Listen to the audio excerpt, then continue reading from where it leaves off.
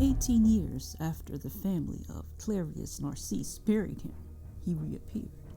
Wade Davis, an anthropologist and ethnobotanist, wrote the book The Serpent and the Rainbow in 1985 based on his research and theory about the zombie powder that may have caused people like Clairvius Narcisse and other Haitians to go into a trance-like state where they resembled zombies. His research involved the Voodoo culture and religion, the Haitian process of making a zombie, and the zombie powders that were used to make a person appear dead. I want to be clear that I'm talking about Haitian Voodoo, not Louisiana Voodoo. The movie The Serpent and the Rainbow is loosely based on Wade Davis's book. Bill Pullman plays Dennis Allen, a scientist who, just like Wade Davis, visited Haiti hoping to learn the secrets of zombification, but he got a lot more than he bargained for.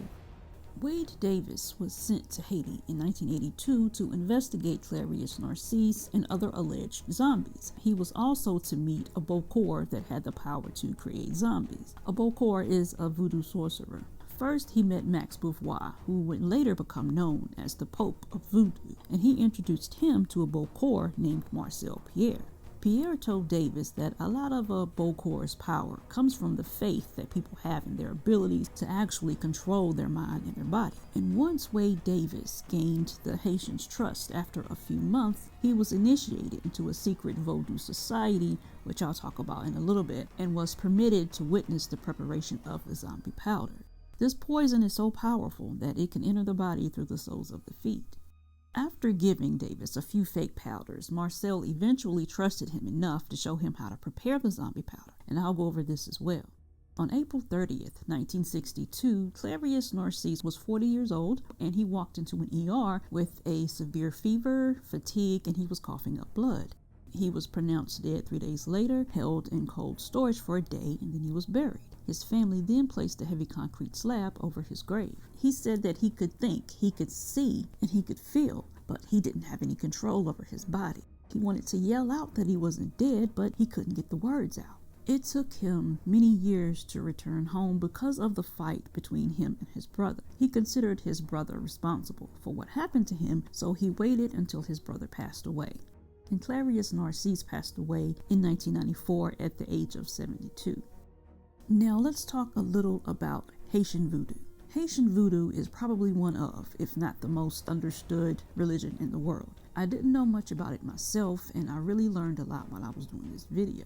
Voodoo is an actual religion that millions of people practice. There are 3 main types: West African, Haitian, and Louisiana Voodoo. But I'll be talking about Haitian Voodoo. Those that follow Voodoo believe in an all-powerful supreme creator named Bondier.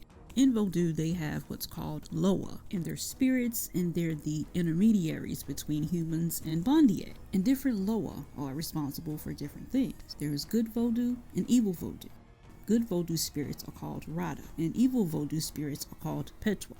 Many people believe that Voodoo is associated with devil worship, evil curses, and voodoo dolls, but none of those practices existed in West Africa where Voodoo originated. Bad apples within the religion, along with Hollywood, have given it a bad name. The term voodoo doll is another thing that's blown out of proportion in a negative way. The word sounds like it's linked to Haitian Voodoo when it's not a major part of it at all. Dolls are made in Voodoo, but they're not usually used for revenge. The dolls are used to help with healing and as a way to communicate with deceased loved ones. The idea of Voodoo dolls being used for evil is mostly a myth. I'm sure there are some that use them for evil, but there's bad people everywhere. So how did Clairvius Narcisse become a zombie? At some point after his funeral, a Bokor or a Haitian voodoo sorcerer dug him up. He was then beaten, bound, and forced to drink something before being taken to a sugar plantation where he was forced to work as a slave.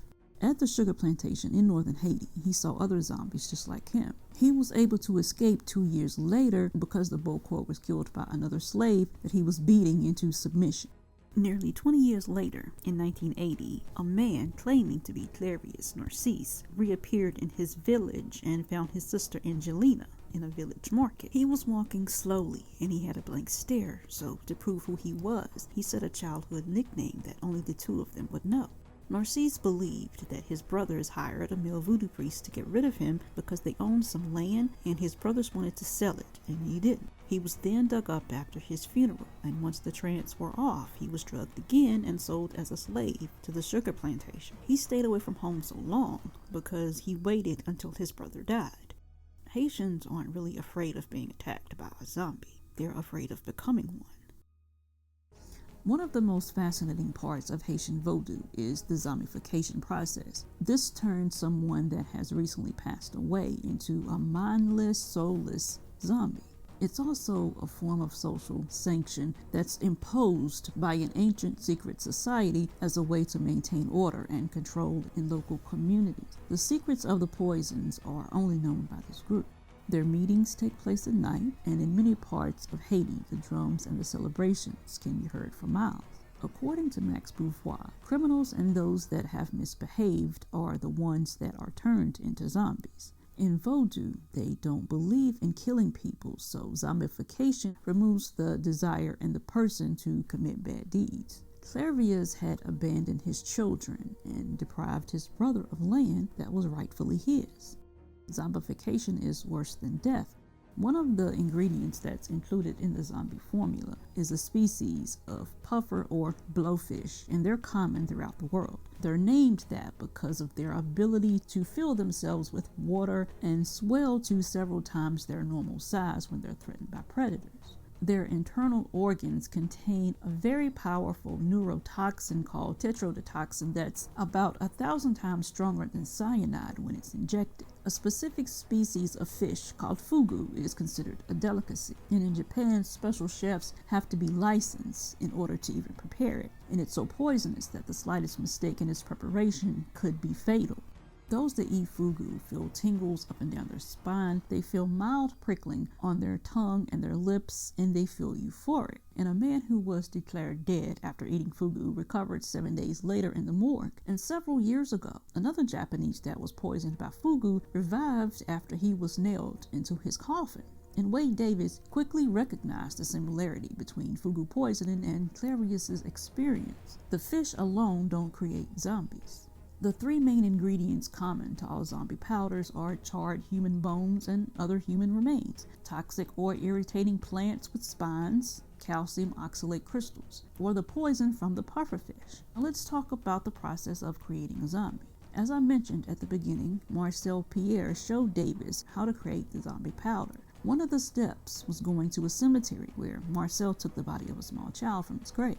Within hours of the poison being given, the person will start to feel nauseated and have difficulty breathing. They'll feel a pins and needles sensation in their arms and their legs that will eventually progress to their whole body.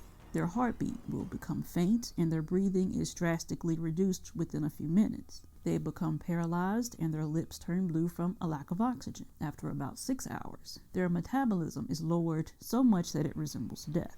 Throughout the process, the person is fully aware of what's going on, but they can't do anything.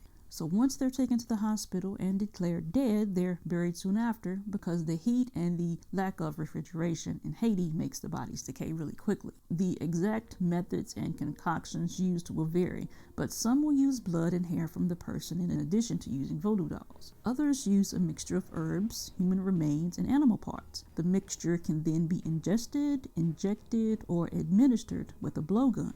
After the body is buried, the bokor digs up the body. This happens within 8 hours because the person would die of asphyxiation otherwise. Next, the bokor captures the person's tibonage, or little guardian angel, which is the part of the soul that controls the individual qualities of a person. The person's little guardian angel is captured within 7 days while it's still hovering over the body, or by spreading poisons in the form of a cross on the threshold of the person's doorway.